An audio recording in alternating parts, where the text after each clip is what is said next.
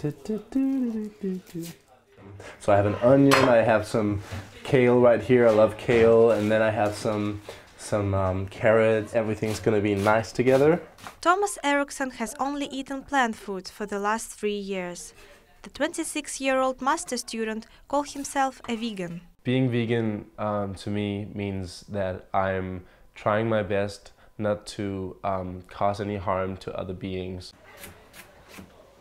In contrast to vegetarians, vegans don't include egg and dairy in their diet and try to avoid all animal products in their life, like leather, wool and silk. For Thomas, the decision to go vegan happened fast and unexpectedly.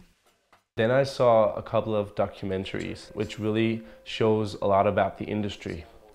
So where food comes from, how it's produced, all this that comes before the food that's in the supermarket. I saw a documentary film called Earthlings. It's the film that changed my life. Though some will argue the suffering of animals cannot possibly compare with that of former Jews or slaves, there is in fact a parallel. And for the prisoners and victims of this mass murder, their Holocaust is far from over.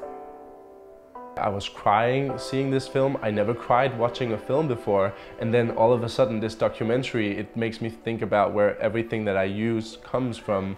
When I saw this film, I knew from the moment it was over that I wanted to be a vegetarian. I read some books and I read a lot on the internet, and then I just decided I cannot live like this anymore. I have to be a vegan. I always had a passion for food, and I always used to share my recipes and photos of my food with friends on my Facebook page. Then I went vegan, and all of a sudden I had a story to tell. I had a message to share with people. So I felt like it was the time to make that blog. On his food blog, Thomas has shared self-made recipes and inspiration for vegan lifestyle for 2.5 years. Try to make up something that I think is delicious. So I can make a steak that's vegan, I can make a burger that's vegan, I can make anything vegan. Anything you can eat, I can eat vegan. And I'm trying to prove that with my recipes. I really feel like that's the way to get people inspired, by just telling your own story, by sharing what you got. Being vegan is not about being perfect, it's about doing your best not to do harm.